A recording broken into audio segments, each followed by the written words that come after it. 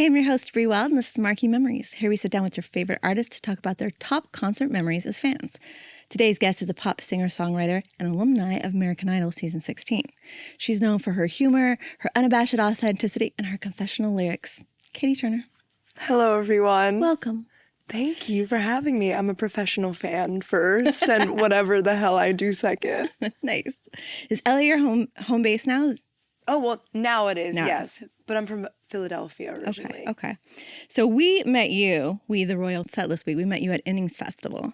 Oh my gosh, yes. Was that your first, festival experience? Or that was my first, real, when you dream of going on a festival, what you imagine it looks like festival, a big girl festival. Yeah, yes. Big Girl Festival. How did it feel to realize you were on the same lineup as 21 Pilots? Crazy, because 10 years ago, literally almost exactly, well, not exactly, that's me exaggerating, but within the same year of the 10-year anniversary, I actually couldn't see 21 Pilots perform 10 years ago because my brother got tired and he had to drive us home. He was already there in the hot sun for 10 hours and he just wasn't about that grind fangirl lifestyle. So he was just I'm tired, and he took me home a song into 21 Pilots, and I was so pissed.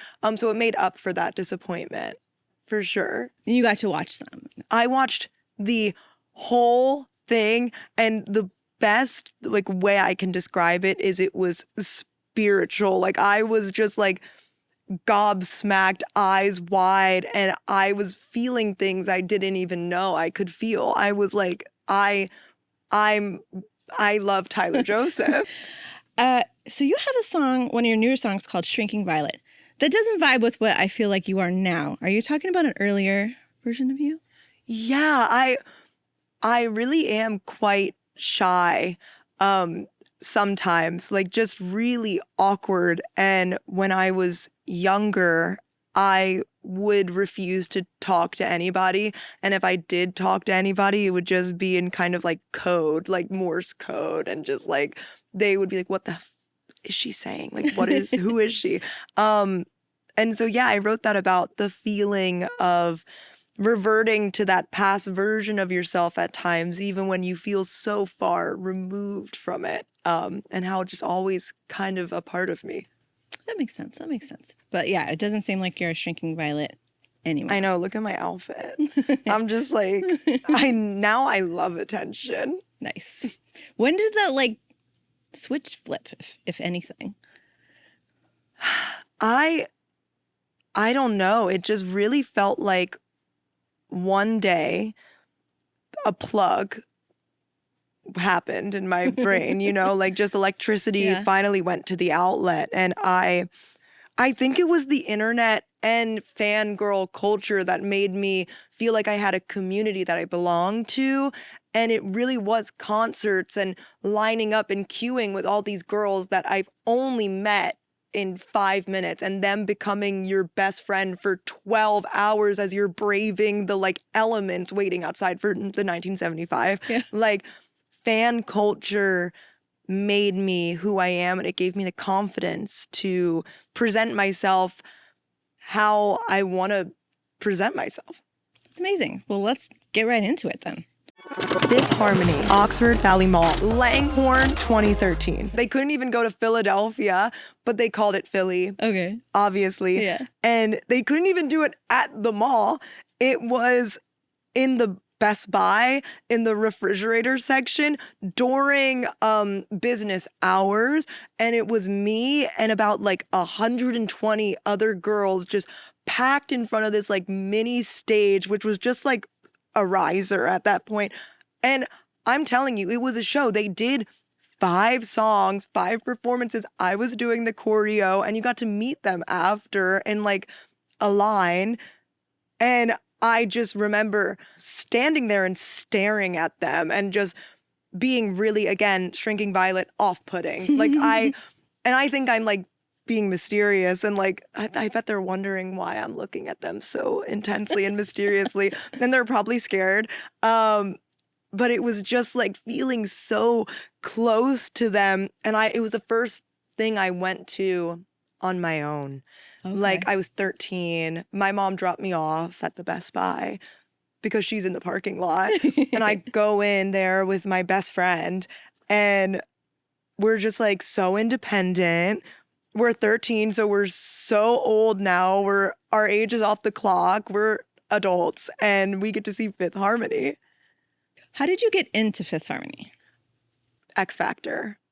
They chose me. Like I don't know why or what, but I remember a specific moment. I was in a tutoring session where I was being taught math because I'm really bad at math.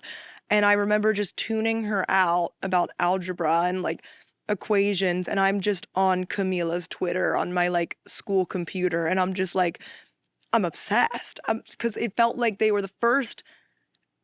I felt like they were me and I was them. Like they felt attainable. Like we could have been friends. Like I could have seen them out and it felt like it was possible. And so that's what I really loved about Fifth Harmony and why they inspired me the next year to start auditioning for like the X Factor when X Factor had like a USA audition. And I was just so obsessed with this idea that like, I want to be just like them.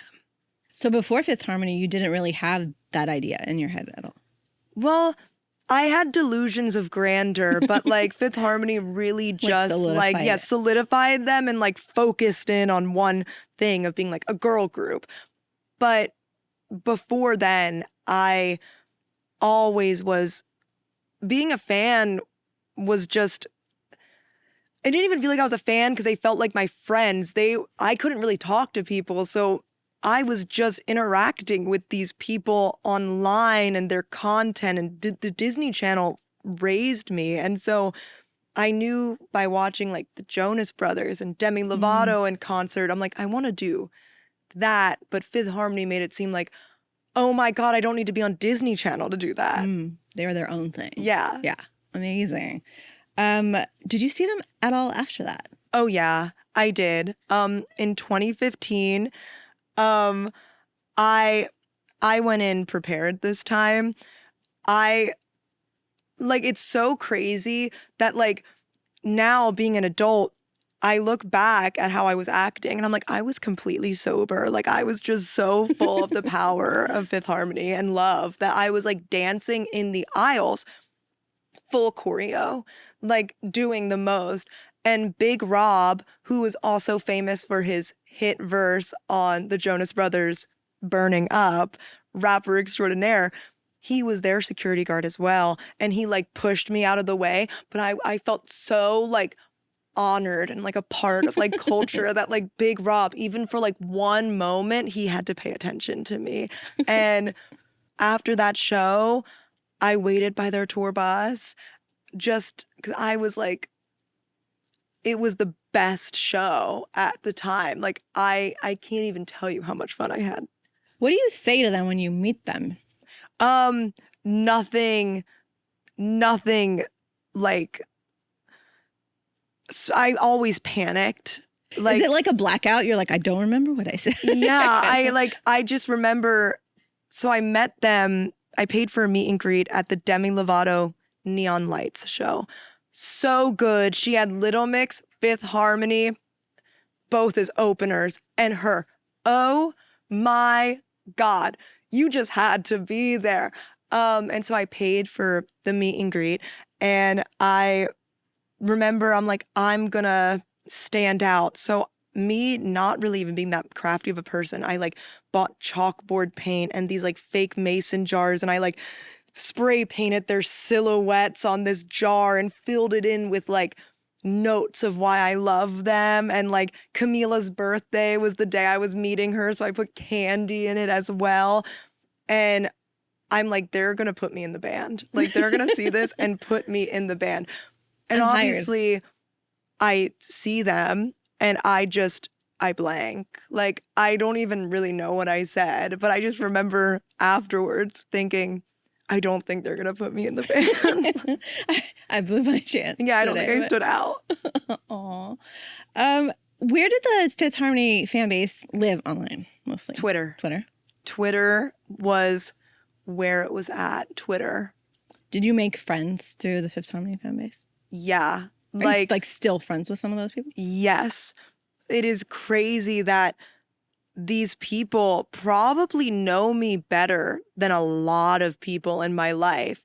And now they have family, some of them, or they're married, or they're in pharmaceutical school. And it's like they've seen me at my lowest and craziest and most unhinged. And it was on Twitter. Nice. What about Fifth Harmony would you, like, if you could take any of their magic as a girl group and, you know, make it your own to bring into your shows, what would... I think it's their authenticity. I think that's really what stuck with me about Fifth Harmony is the fact that they really were at times a mess, but it was beautiful. And you were along the ride of that mess. Like, they were not in sync. They were not doing the same steps as each other, but we were all having fun. Like, it just felt so wonderful to see them come alive on stage, and it felt like you were a part of something. And that's really what stuck with me about that style of performing of, oh, I love when shows aren't super polished. I love when they're imperfect. I love when I get to see them be real people. Yeah. So they gave their all, even though this was a small riser at a Best Buy. Yes. That's a good lesson to learn. Good lesson. I know. Yeah, for sure. Would you tour with Fifth Harmony if they ever did a thing? Well, yeah, if they asked me, like, I would. You're like, can I be in the band now? I know the choreo. Okay. So, like, they could put me in. Coach, put me in, coach. Put me in. Awesome. Let's go to 5 Seconds of Summer. 5 Seconds of Summer, Susquehanna Bank Center, Camden, 2015. At this time, remember, I'm delusional. I still am to a certain extent, but nothing compares to delusion I was feeling at 15. And like I could join the band Fifth Harmony, I really thought 5 Seconds of Summer, I could date them. Now I realize that's very problematic because I should not be. But at 15, I'm like, yes, put me, like, I'm one of the girlfriends. And so I'm like, I'm gonna meet them. So I wait outside the local cheesesteak tourist hotspot, just thinking, well, of course they have to come here if they're going to Philly. Not even really thinking that they could have other staff or something, maybe picking that up for them. Yep. I'm just like, this makes sense to me. So I waited there with my 71-year-old grandmother for 7 hours in like the heat. They didn't come. I went to the show. My grandmother is still in the car in the parking lot. And then I say, that's not enough, girl, because I didn't meet them. We're going to go in the back alley and we're going to wait for them until 4 a.m. And she did it with no complaints. And I considered it worth it because I got to wave to Ashton Irwin and that felt pretty cool. I was like, well, I saw them. And it was me and 10 other girls my age just really banding together. Like we all wanted one thing. And that was to get a wave or an acknowledgement. Just be recognized for it. And that was so much fun. How was the show? Amazing. Like, I was introduced to 5 Seconds of Summer through the One Direction show, which, again, also one of the best shows of my life, but I'm biased. Like, I could see any show they would put on and it would be the best show of my life. But something about those two acts together just, like, altered something in my brain. And so this was for their second album, Sounds Good, Feels Good. And they had one of my favorite songs, like Jet Black Heart, on the set list. And that song for me was kind of, do you know how like in Hillsong or like Christian services, they just like raise their hand and they sway back and forth? That's how that song was for me. So like being able to experience that, like clutching my best friend's hand, going like, this is music, like this is what I want to do. I want to have this effect on other people. Yeah, it was just so, it really did feel like emo church. How do you know when a band like crosses that threshold for you? Like you're just a casual fan. No, this is my band. Like how did you, what does it feel like? I don't know. I feel like it chooses you. Like in Twilight when Jacob and Prince on Renesmee, for those who know, you know, it's just a feeling. Just you wake up, you're like, wow, like it's like taking an Adderall or something. Like everything makes sense, and you're just like, yes, like I don't know, like, but you just know. It's just an internal sort of It's an thing. instinct. Yeah, it's instinct. Were you a part of the 5 Seconds of Summer fandom? Yeah, and that was really hard because I was also a part of the Fifth Harmony fandom. And so they were competing for the same fan-voted VMA award in 2014. And I voted Fifth Harmony. But my friend in choir class was voting 5 Seconds of Summer. And it was like, I remember getting in like really heated, like impassioned, like arguments with her about who we're voting for. And I'm like, Fifth Harmony deserves it because they started from just a TV show and like it's their moment. And that was really hard. It was like choosing between children and like your favorite. But yeah, I did vote for Fifth Harmony. Who won? Fifth Harmony. Well, thanks to you. Yes, I loved it because they had it was like infinite voting, so people were making bots before AI or anything was a thing. Like they were making voting bots to like every minute or every hour just tweet the same thing, but after each tweet it would be like 51, 52, 53, all the way up to like 5,300 just tweeting over and over and over because it all counted as a vote. Yeah. And that fandom was mostly on Twitter too, do you feel like? It was a Twitter voted award. Are you still part of those fandoms like tangentially on Twitter or no? Yes. Like, and just all my fandoms, I really use Twitter to silently lurk. Like that is the thing now that I want to be a public figure. So I know I could get back in heated stan arguments, but like something about that feels like maybe that's not like it's really weird when these people are now attainable. Yeah. Like you might run into them. That's really crazy. Like it's crazy that in LA and being a musician, I hate when people are like, they're like, yeah, like Luke, oh my God. Yeah, Luke's so cool. Like he's just like my friend. He doesn't even think he's famous. And I'm like, well, you weren't you weren't reading fan fiction about this man. Like that's Luke Hemmings to me. Like, and I can't separate the two.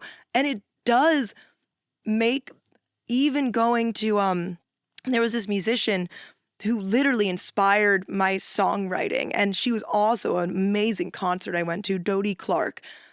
She paved the way for singer-songwriters in the 2010s. And you will not realize it until you see her live. And you're like, she is the blueprint. And I saw her out. And she's so sweet and so lovely. And she came up to me like, oh my God, it's so good to see you. And I have to refer to her as her full name. I'm like, oh my God, I don't even know why you're talking to me right now. Like, I just can't separate the fan from being a musician. I just feel like it's so integrated in who I am. Yeah. What will you do if you meet any of these people?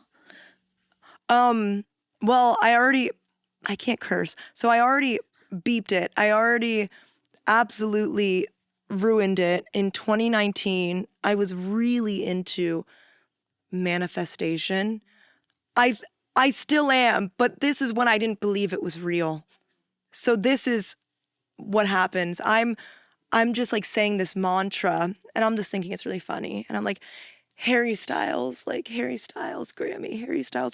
ha ha ha ha. And I go into this studio and I look in the distance and I'm like, oh my God, that guy looks like Harry Styles. And he turns around and it is. And I actually just short circuit it and I give him like the meanest look ever because I didn't know what to do. And I missed my opportunity because he just like walked right past me and he gave me a little like, Okay, like, I don't know why she's like looking at me like I'm disgusting. And I just like stood there like in a state of shock for like 10 seconds. And then I accidentally leaked on Twitter that he was working on his album. Like, it was a mess. It was a whole mess, but that's kind of in those situations how I react to, like, I'm just not able to kiki. I don't know how I will ever. You better watch what you're trying to manifest too. That's when I learned you have to be specific. Like, Yes. now you have to say, Harry Styles and I will have a good conversation where I am not awkward. Like, you have to be very particular. Very. Well, that leads us right into Harry Styles at the Wells Fargo Center in Philadelphia, 2021. Harry Styles, Wells Fargo Center, Philadelphia, 2021. Oh my God. You have to understand, we're in a pandemic. This is one of like the first shows out. First shows back. I've been locked in a cage for a year, and they're letting me out of my cage to see the one man who really makes me feral, just absolutely like frothing and like clawing at the bit. And I am with my best friend, Sam, my best friend. We ran a One Direction fan account since we were like 12 years old. Well, not since, when. It would be funny if we still did. But in our hearts, we do. Sam is always at the scene of the crime. She's been my concert friend and still is. We're going to see Harry Styles this year too. Like, it's not right to go to any of these without her. And we managed at the last minute to buy like really cheap pit tickets last minute. And it's also the first time we can legally get alcohol. Oh my God. I wish everybody can feel the freedom of spinning around a Harry Styles floor experience, like with a little cocktail in your hand and just going like, wow, like, this is what it all means. Like, this is living. It was the most amazing show. And the same thing about Fifth Harmony that I loved and I tried to take into my stagecraft is Harry's authenticity and how it was literally just him and a band on a 360 stage and nothing else, no outfit changes, no pyrotechnics, no backup dancers, just him talking to the crowd and standing there. It was so magnetic. He's so charismatic. And I was, he gives me chills. I'm so biased. I always will be. So what were some standout moments from the show besides the twirling? Well, to be real, oh my God. So my ex-boyfriend's like old friends were also in the pit, and then but in the best way, because then they weren't friends anymore. So I'm twirling with all those girls. We're all being like, we hate him. And then we're all twirling around like, yay. So I'm having sisterhood. I'm having drinks. Jenny Lewis is incredible. She's the opener. And then Harry, it's for his best album. His best album, Fine Line, came out. And because it came out in 2019 and then pandemic happened, this is the first time I get to see all those songs performed live. And I am just like sobbing. It's his best album. So like every moment of it was a highlight. And then he was like talking about, oh my God, I need to lock in because I don't even know what I saw in person or what I saw on a Twitter clip. Like, that's like, I'm like, was that at my show or was that on Twitter? I don't know. I just remember whether I saw it on Twitter or in real life. You saw it somewhere. I saw it in my heart. In your heart, right? Yeah. What else about Harry Styles? So you said you're going to another show. I survived the ticket Do you war. experience like a post-show like depression? I feel like you're experiencing such like a crazy, like almost spiritual thing. Like, what happens after the show? It used to be depression. Now I have post-concert inspiration or like post-concert affirmation, where when I was younger, it would be the post-concert depression because I'm like, I will never feel that way again. And now I get to go in a position where I am in music and I'm like, that can be me. Like, Yeah. I feel like I've been given the proof that I could do that. So I only leave feeling more in love with what I get to do every day and feeling so grateful that I somehow snuck my way into the music industry. Like, I really do feel like I scammed somebody at the door and I think I'm just waiting for them to notice. Like, it's amazing. I think you're good. Oh, thank I you. don't think anybody's gonna kick you out. So, what's next for you? I know you just put out an EP. Yes. I'm planning on releasing a project later this year. I won't say the name because spoilers, right? I hope I give you incentive to follow me everywhere. Haha. And it's basically just a project of all the songs I've written with no intention to be on a project, but it's kind of become the project with how it's been a important in my life journey so far, and how all these songs are me writing songs after I became independent from a major record label and finding myself again. And so I think it's a really beautiful thing. And I think you can hear me fall back in love with music with these songs, or at least I hope you can hear it. But I feel that way. There was another interview you mentioned like your 17-year-old self was very wise. Yeah. And you suddenly realized like, oh, actually she knew what was going on. Can you talk a little bit about that? Because I loved that part. No, guys, your 20s are for finding out that actually you're overcomplicating it, and you knew way more at 14 to 17 than you do now. And I've really been carrying that with me recently, where 2 days ago, I'm like, I'm going to rewatch Doctor Who. I loved Doctor Who. And I'm watching this and I'm like, this is good. Her finger was on the pulse. Like, this is amazing. And just getting back into the things that I forgot I loved, or I didn't let myself love because of fear of whatever, this or that. And now I'm realizing, okay, I had to live through all this to actually go back to who I was. But it's, if you love something, let it go. And if it's meant to be, it'll come back to you. It's like I'm coming back to myself and realizing like, all right, girl, like now we can run it back. Yeah. Now we have a clear path. Yeah. Like I got you now. Yeah. Yeah. That's amazing. What is next for you as far as like touring or shows or festivals or anything like that?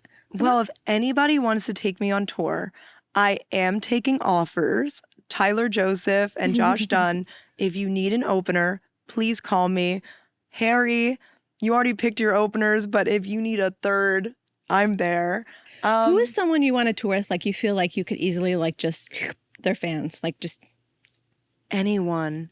I think Olivia. You could tour with Olivia Rodrigo. Oh my God, that was another beautiful fan experience. Like a couple days ago, I was at the Conan Gray show at the Kia Forum.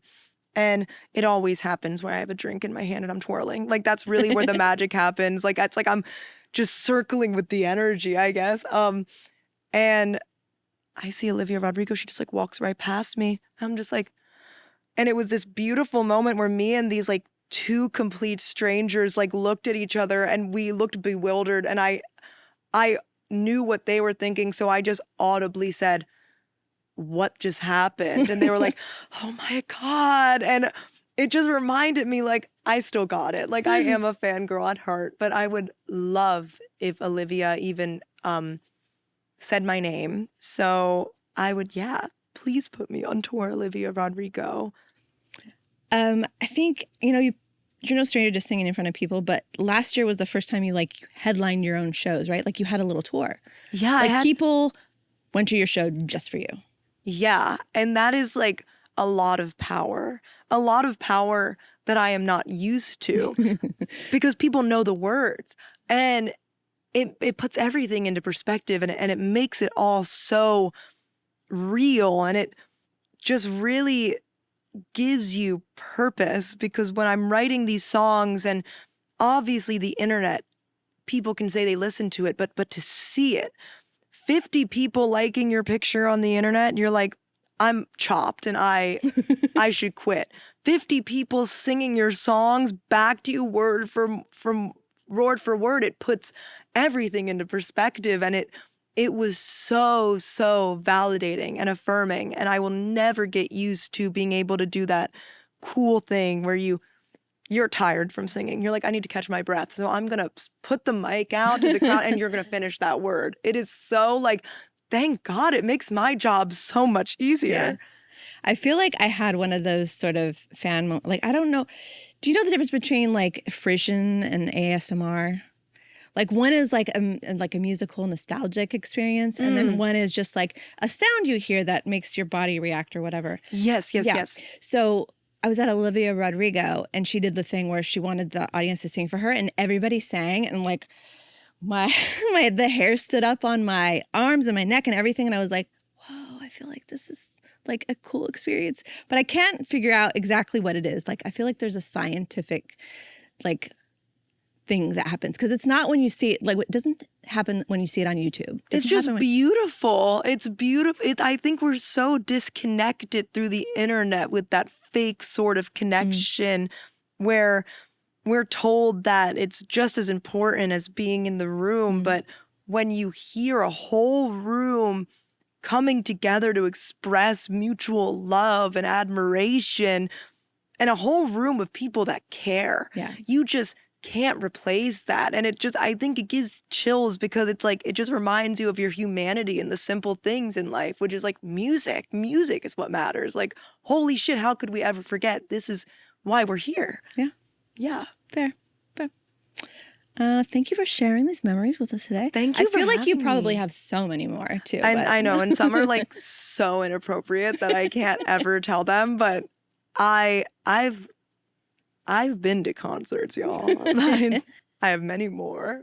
Does your like status as like a fan and like a person who ran fan accounts, does that affect how you interact with your fans at all? Like, are you like, oh, like I see you? Like, it just it gives me just like deeper appreciation for what they're doing for me, and I'm just completely aware that without fans, they're who give me the platform. And so it's honestly just made me more grateful, and really reminds me that I don't ever want to take that for granted. And so I will wait after the show and meet every single person and take a picture, because I remember waiting outside until 4 a.m. to even get a hello. And so if I can do that for people, like, I will. Yeah, it matters. Are you going to any other shows besides Harry Styles coming up?